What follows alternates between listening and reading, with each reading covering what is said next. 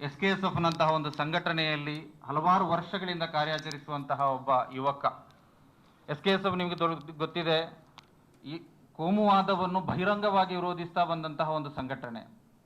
ಸಮುದಾಯದಲ್ಲಿಯೇ ಕೋಮುವಾದದ ಅಂಶಗಳು ಬರುವಂತಹ ಸಂದರ್ಭಗಳಲ್ಲಿ ಯಾವುದೇ ಹೆದರಿಕೆ ಇಲ್ಲದೆ ಅದೆಲ್ಲವನ್ನೂ ಕೂಡ ಬಹಿರಂಗವಾಗಿ ಮುಕ್ತವಾಗಿ ವಿರೋಧಿಸಿದಂತಹ ಒಂದು ಸಂಘಟನೆ.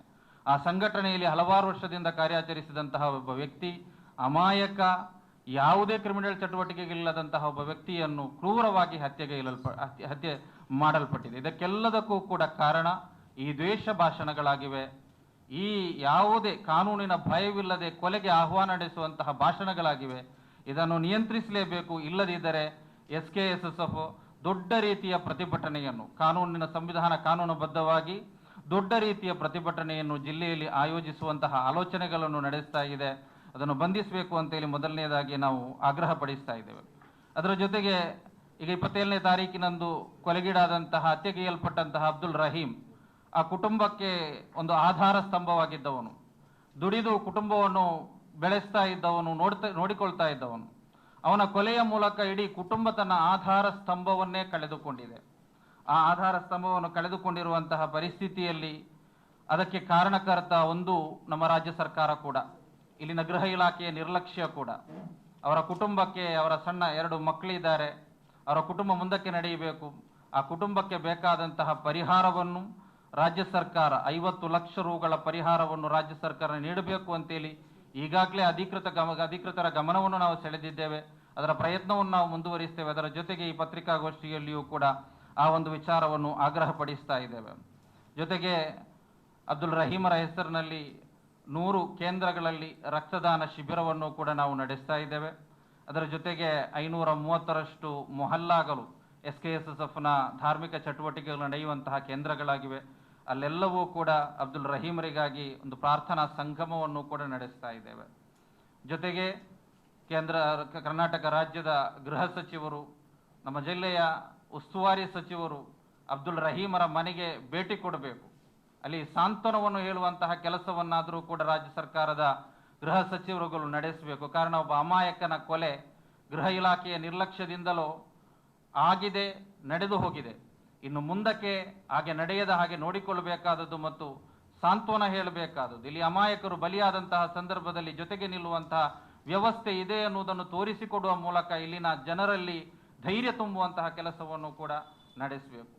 ಇನ್ನೊಂದು, ಸೋಷಿಯಲ್ ಮೀಡಿಯಾಗಳಲ್ಲಿ ಅಬ್ದುಲ್ ರಹೀಮನ್ನು ಉಗ್ರಗಾಮಿ ಸಂಘಟನೆಗಳಿಗೆ ಆಚೆ ಹೀಗೆ ಅಂತೇಳಿ ಒಂದು ಪ್ರಚಾರ ನಡೆಯುತ್ತಾ ಇದೆ. ಪತ್ರಕರ್ತರು ನೀವು ಅಂತಹ ಏನು ವದಂತಿಗಳನ್ನು ಸೋಷಿಯಲ್ ಮೀಡಿಯಾಗಳಲ್ಲಿ ಬರುವುದರಲ್ಲಿ ಹೆಚ್ಚಿನವು ಕೂಡ ವದಂತಿಗಳಿರ್ತದೆ. ಆ ವದಂತಿಗಳನ್ನು ತಿದ್ದಿಕೊಡುವಂತಹ ಕೆಲಸ ಗೌರವಾನ್ವಿತ ಪತ್ರಕರ್ತರಿಗಿದೆ. ಖಂಡಿತವಾಗಿಯೂ ಕೂಡ ಅಂತಹ ವ್ಯಕ್ತಿ ಅಬ್ದುಲ್ ರಹೀಂ ಅಲ್ಲ. ನಮ್ಮ ಜೊತೆಗೆ ನಮ್ಮ ಸಂಘಟನೆಯಲ್ಲಿ ಹಲವಾರು ವರ್ಷ ಕೆಲಸ ನಿರ್ವಹಿಸಿದವನು, ಕೋಮುವಾದವನ್ನು ವಿರೋಧಿಸಿದವನು, ಜಾತ್ಯತೀತ ತತ್ವವನ್ನು ಅಳವಡಿಸಿಕೊಂಡವನು, ಒಂದು ಮೊಹಲ್ಲಾದಲ್ಲಿ ಜಾತ್ಯತೀತಕ್ಕೆ ಬೇಕಾಗಿ ನೆಲೆಗೊಂಡವನು ಅವನು. ಅದೆಲ್ಲವನ್ನು ಕೂಡ ಆತ್ಮೀಯ ಪತ್ರಕರ್ತರಾದ ನೀವು ವಿವರಿಸ್ತೀರಿ ಅಂತೇಳಿ ಧೈರ್ಯ ಇದೆ, ನಂಬಿಕೆ ಇದೆ. ಅದೇ ರೀತಿಯಲ್ಲಿ ಕಲಂದರ್ ಶಾಫಿ ಅನ್ನುವಂತಹ ಅದೇ ನಮ್ಮ ಸಂಘಟನೆಗೆ ಸೇರಿದಂತಹ ಒಬ್ಬ ಕಾರ್ಯಕರ್ತ, ಅವನ ಜೊತೆಗಿದ್ದಂತಹ ಒಬ್ಬ ವ್ಯಕ್ತಿ, ಅವನ ಮೇಲೂ ಕೂಡ ಮಾರಣಾಂತಿಕವಾದಂತಹ ಹಲ್ಲೆ ನಡೆದಿದೆ. ಸದ್ಯಕ್ಕೆ ಕೊಲೆಯಿಂದ ಪಾರಾಗಿದ್ದಾರೆ. ಅವರಿಗೂ ಕೂಡ ಸೂಕ್ತವಾದ ಪರಿಹಾರವನ್ನು ರಾಜ್ಯ ಸರ್ಕಾರ ನೀಡಬೇಕು. ಜೊತೆಗೆ ಅದನ್ನು ಕೂಡ ನಾವು SKSF ಇಲ್ಲಿ ಬಲವಾಗಿ ಖಂಡಿಸ್ತಾ ಇದೆ. ನಿಮ್ಗೆ ಗೊತ್ತಿದೆ, SKSF ಯಾವತ್ತು ಅರಾಜಕತೆ ಸೃಷ್ಟಿಸುವಂತಹ ಒಂದು ರೀತಿಯಲ್ಲ. ಸಂವಿಧಾನಾತ್ಮಕವಾಗಿ ರಾಜ್ಯ ಸರ್ಕಾರಕ್ಕೆ ಒತ್ತಡವೇಸುವಂತಹ ಕೆಲಸವನ್ನು ಒಂದು ಕಡೆಯಲ್ಲಿ ನಡೆಸುವುದರ ಜೊತೆಗೆ ಪ್ರತಿಭಟನೆಯನ್ನು ಕೂಡ ನಡೆಸ್ತೇವೆ. ಮೊನ್ನೆ ಕುಡುಪಿನಲ್ಲಿ ಅಶ್ರಫ್ನ ಕೊಲೆಯಾದಂತಹ ಸಂದರ್ಭದಲ್ಲಿ ನಾವು ಪ್ರತಿಭಟನೆಯನ್ನು ಘೋಷಣೆ ಮಾಡಿದ್ದೆವು. ಇಲಾಖೆ ನಮಗೆ ಪರ್ಮಿಷನನ್ನು ಕೂಡ ಕೊಟ್ಟಿತ್ತು. ನಂತರ ಅಲ್ಲಿ ಸುಹಾಸ್ ಶೆಟ್ಟಿಯ ಕೊಲೆ ನಡೆಯಿತು. ಆ ಸಂದರ್ಭದಲ್ಲಿ ಇಲಾಖೆ ನಮ್ಮೊಂದಿಗೆ ಕೋರಿಕೆ ನಡೆಸಿತ್ತು, ನೀವು ಪ್ರತಿಭಟನೆಯನ್ನು ಮಾಡಬಾರದು, ಸ್ವಲ್ಪ ಶಾಂತಿ ಸುವ್ಯವಸ್ಥೆಗೆ ಅವಕಾಶ ಮಾಡಿಕೊಡಬೇಕು, ಸಹಕರಿಸಬೇಕು ಅಂತೇಳಿ. ನಾವು ಆ ಸಂದರ್ಭದಲ್ಲಿ ಅದನ್ನು ನಾವು ಕ್ಯಾನ್ಸಲ್ ಮಾಡಿ ಇಲಾಖೆಯೊಂದಿಗೆ ಸಹಕರಿಸಿದ್ದೇವೆ. ಆದರೆ ಮೊನ್ನೆ ಬಜ್ಪೆ ಚಾಲೋ ಕಾರ್ಯಕ್ರಮ ನಡೆಯಿತು, ನೀವು ನೋಡಿದ್ದೀರಿ. ಪರ್ಮಿಷನ್ ಕೊಡಲಿಲ್ಲ ಅಂತೇಳಿ ಹೇಳ್ತಾ ಇದೆ ಇಲಾಖೆ. ಆದರೂ ಕೂಡ ನಡೆಸಿದರು, ಕೋಮು ಭಾಷಣ ಮಾಡಿದರು, ಕೊಲೆಗೆ ಆಹ್ವಾನ ನಡೆಸುವ ರೀತಿಯ ಮಾತುಗಳು ಬಂತು. ನಂತರ ಕೊಲೆ ನಡೆಯಿತು. ಆದರೆ ಅದರ ಮೇಲೆ ಯಾವುದೇ ಆ್ಯಕ್ಷನ್ ಇಲ್ಲಿ ನಡೆಯಲಿಲ್ಲ, ಯಾವುದೇ ಕ್ರಮ ಕೈಗೊಳ್ಳಲಿಲ್ಲ. ಈ ರೀತಿಯಲ್ಲಿ ಜಿಲ್ಲೆ ಮುಂದುವರಿದರೆ ಯಾವ ರೀತಿ ಆಗಬಹುದು ಅಂತೀವಿ. ನಮ್ಮ ಸಂಘಟನೆಯ ಕಾರ್ಯಕರ್ತ, ಹಲವಾರು ವರ್ಷಗಳಿಂದ ಸಂಘಟನೆಯಲ್ಲಿ ದುಡಿಯುವಂತಹ ಒಬ್ಬ ಅಮಾಯಕ ವ್ಯಕ್ತಿ. ಬಹಳಷ್ಟು ನಿಷ್ಠೆಯಿಂದ ಕೆಲಸ ನಿರ್ವಹಿಸುವಂತಹ ಒಬ್ಬ ವ್ಯಕ್ತಿ. ಎಲ್ಲರೊಂದಿಗೂ, ಎಲ್ಲ ಧರ್ಮದ ಬಾಂಧವರೊಂದಿಗೂ ಕೂಡ ಸಹಕಾರದ ಮನಸ್ಥಿತಿ ಇರುವಂಥವರು. ವಿಕಾಯ ನೀವು ನೀಡಿದ್ದೀರಿ, ಅಂತಹದಲ್ಲೆಲ್ಲ ಸಕ್ರಿಯವಾಗಿ ಕೆಲಸ ನಿರ್ವಹಿಸಿದಂತಹ ವ್ಯಕ್ತಿ.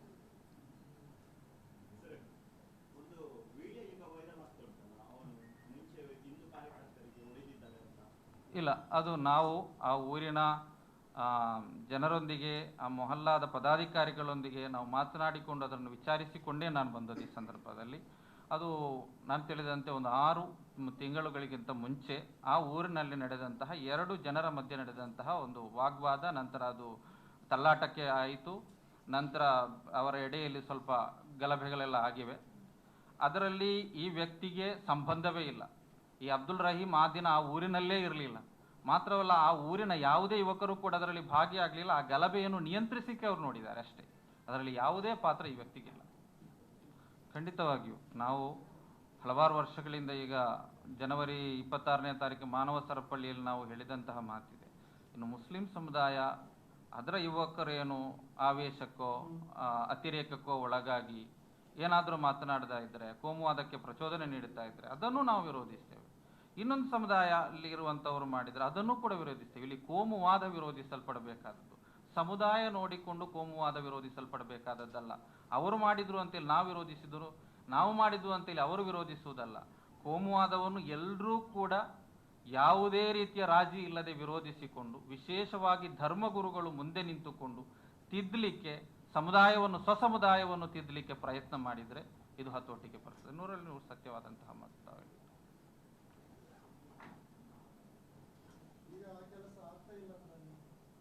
ಆ ಕೆಲಸ ಆಗ್ತಾ ಇಲ್ಲ ಅಂತೇಳಿ ನಾನು ಅನಿತಾ ಇಲ್ಲ. ಒಂದು ಕಡೆಯಿಂದ ಸರಿಯಾಗಿ ಆಗ್ತಾ ಇದೆ, ಇನ್ನೊಂದು ಕಡೆಯಲ್ಲಿ ಸ್ವಲ್ಪ ಕಮ್ಮಿ ಇದೆ.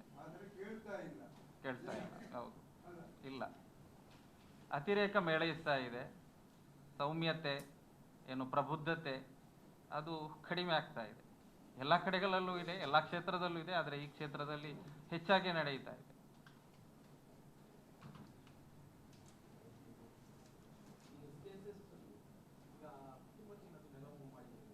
ಇಲ್ಲ, ಕುಟುಂಬಸ್ಥರೊಂದಿಗೆ ನಾವು ನಿನ್ನೆ ಮಾತನಾಡಲಿಕ್ಕೆ ಪ್ರಯತ್ನ ಪಟ್ಟೆವು, ಆದರೆ ಅವರು ಆ ಪರಿಸ್ಥಿತಿಯಲ್ಲಿ ಇರಲಿಲ್ಲ.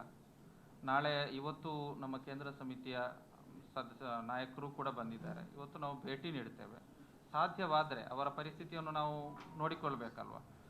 ಸಾಧ್ಯವಾದರೆ ಇವತ್ತು ನಾವು ಅವರ ಹತ್ರ ಮಾತನಾಡ್ತೇವೆ. ನಿಮಗೆ ಯಾವ ರೀತಿಯ ಸಹಕಾರ ಬೇಕಾ, ನಾವು ಮಾಡಬೇಕಾ, ಮುಂದೆ ಬರಬೇಕಾ ಅಂತೇಳಿ ಅವರ ಸಮ್ಮತಿಯೊಂದಿಗೆ ಮುಂದುವರಿತೇವೆ. ಆಲೋಚನೆಯಲ್ಲಿದೆ, ಖಂಡಿತವಾಗಿ ಅನಿಸ್ತಾ ಇದೆ.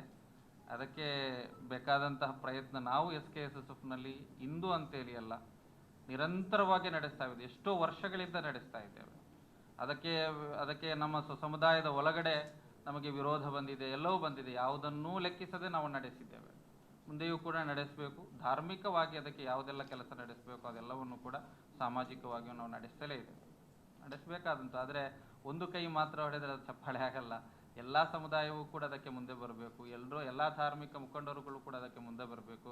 ರಾಜಕೀಯದ ದೃಷ್ಟಿಕೋನ ಇಟ್ಟುಕೊಂಡುಕೊಂಡು ಧರ್ಮವನ್ನು ನೋಡುವಂತಹ ಕೆಲಸ ದೂರಕ್ಕಾಗಬೇಕು. ಧರ್ಮ ಒಂದು ಕಡೆ ಇರಬೇಕು, ರಾಜಕೀಯ ಇನ್ನೊಂದು ಕಡೆ ಇರಬೇಕು. ಅದೆಲ್ಲವೂ ಆದರೆ ಸಾಧ್ಯವಾದೀತು. ಆದರೆ ಎಲ್ಲವನ್ನು ಕೂಡ ಅಷ್ಟು ಸುಲಭ ಅಲ್ಲ. ಸಾಧ್ಯ ಆಗಬೇಕು ಎನ್ನುವುದೇ ನಮ್ಮ ಆಸೆ. ಖಂಡಿತವಾಗಿಯೂ ಕೂಡ ಸರ್ಕಾರದ ವೈಫಲ್ಯ, ಗೃಹ ಇಲಾಖೆಯ ವೈಫಲ್ಯ ಇದೆ, ಸರ್ಕಾರದ ವೈಫಲ್ಯ ಇದೆ. ಅದರಲ್ಲಿ ಯಾವುದೇ ನಾವೇನೋ ಈ ಒಂದು ಸರ್ಕಾರವನ್ನು ಸಮರ್ಥಿಸಲಿಕ್ಕೆ ಇಲ್ಲಿ ತಯಾರಿಲ್ಲ. ಸರ್ಕಾರದ ಗೃಹ ಇಲಾಖೆಯ ನಿರ್ಲಕ್ಷ್ಯ ಇದರಲ್ಲಿ ಖಂಡಿತವಾಗಿಯೂ ಕೂಡ ಇದೆ. ಸರ್ಕಾರ ಎಚ್ಚೆತ್ತುಕೊಳ್ಬೇಕು. ಮುಂದಕ್ಕಾದರೂ ಇದಕ್ಕೆ ಒಂದು ಪೂರ್ಣ ವಿರಾಮವನ್ನು ಕೊಡಲಿಕ್ಕೆ ಸಾಧ್ಯವಾಗಬೇಕು ಸರ್ಕಾರಕ್ಕೆ.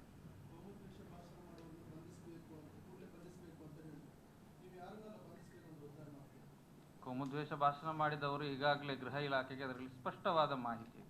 ಮೊನ್ನೆಯ ಬಜ್ಪೆಯ ಛಲದಲ್ಲಿ ಯಾರೆಲ್ಲ ಭಾಷಣ ಮಾಡಿದ್ದಾರೆ, ಏನೆಲ್ಲ ಮಾಡಿದ್ದಾರೆ ಎನ್ನುವುದು ಅವರಿಗೆ ಸ್ಪಷ್ಟವಾದ ಮಾಹಿತಿ ಅಲ್ಲ. ನಮಗೂ ಕೂಡ ನಿನ್ನೆ ಹತ್ಯೆ ಆದಂತಹ ಸಂದರ್ಭದಲ್ಲಿ ದೊಡ್ಡ ರೀತಿಯ ಒತ್ತಡ ಇತ್ತು, ನೀವು ಬಂದ್ಗೆ ಕರೆ ಕೊಡಬೇಕು ಅಂತೇಳಿ. ನಮಗೂ ತುಂಬ ಕರೆ ಬಂತು, ಸಮುದಾಯದೆಡೆಯಲ್ಲಿ ಒತ್ತಡ ಬಂತು. ಆ ಸಂದರ್ಭದಲ್ಲಿ ನಾವು ಸ್ಪಷ್ಟವಾಗಿ ಹೇಳಿದೆವು, ಬಂದು ಮಾಡಬೇಕಾದವರು ನಾವಲ್ಲ, ಅದನ್ನು ಬಂದ್ಗೆ ಕರೆ ಕೊಡಬೇಕಾದದ್ದಲ್ಲ. ಎಷ್ಟೋ ಜನರ ಜೀವನ ಇದೆ, ತುಡಿತುವವರು ಇದ್ದಾರೆ, ಅವರಿಗೆ ಸಾರ್ವಜನಿಕರಿಗೆ ತೊಂದರೆಯಾಗುವ ರೀತಿಯಲ್ಲಿ. ಮೈಯತ್ತನ್ನು ಕೊಂಡು ಹೋಗುವಾಗ, ಶವವನ್ನು ಕೊಂಡು ಹೋಗುವಂತಹ ಸಂದರ್ಭದಲ್ಲೂ ಆರಂಭದಿಂದಲೇ ನಾವು ಅಲ್ಲಿಂದ ಅನೌನ್ಸ್ ಮಾಡಿಕೊಂಡೇ ಮುಂದುವರಿದ್ದೇವೆ. ನಾವು ಯಾವುದೇ ರೀತಿಯ ಸಾರ್ವಜನಿಕರಿಗೆ ತೊಂದರೆ ಆಗದ ರೀತಿಯಲ್ಲಿ ನೋಡಿಕೊಳ್ಬೇಕು ಎನ್ನುವ ಸೂಚನೆಯನ್ನು ಕೊಡುತ್ತಲೇ ಸಾಗಿದ್ದೇವೆ.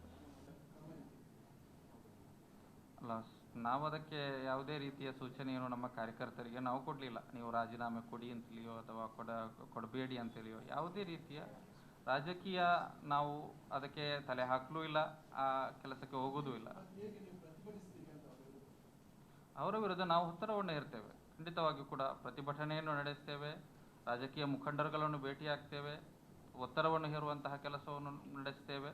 ಅದಕ್ಕೆ ಯಾವುದಕ್ಕೂ ಕೂಡ ಸ್ಪಂದನೆ ನಮಗೆ ಸಿಗದಿದ್ದರೆ ಸಮುದಾಯ ನಮ್ಮ ಮುಂದಿದೆ, ಅವರ ಮುಂದೆ ನಾವು ಹೇಳ್ತೇವೆ ಇಷ್ಟೆಲ್ಲ ನಾವು ಪ್ರಯತ್ನ ಮಾಡಿದ್ದೇವೆ ಆದರೆ ಇವರು ಮಾಡಲಿಲ್ಲ ಅಂತೇಳಿ. ನಂತರದವರು ತೀರ್ಮಾನಿಸಿಕೊಳ್ತಾರೆ. ಹಾಗೇ ಆಗ್ತದೆ, ಅದು ಕ್ರಿಯೆಗೆ ಪ್ರತಿಕ್ರಿಯೆ ಆಗ್ತದೆ ಅಲ್ಲಿ. ಇಲ್ಲ ಇಲ್ಲ, ನಾವು ಯಾವುದೇ ಸೂಚನೆ ಇಲ್ಲ. ರಾಜಕೀಯವಾಗಿ ನಾವು ಅವರನ್ನು ನೀವು ಕಾಂಗ್ರೆಸ್ಗೆ ಹೋಗಿ ಅಂತ ಹೇಳಲಿಲ್ಲ, ಬನ್ನಿ ಅಂತ ಹೇಳುವುದಿಲ್ಲ. ರಾಜಕೀಯವಾಗಿ ನಾವು ಯಾವುದೇ ರೀತಿಯ ಹಸ್ತಕ್ಷೇಪವನ್ನು ನಾವು ನಡೆಸುವುದಿಲ್ಲ ಸಂಘಟನೆಯಲ್ಲಿ.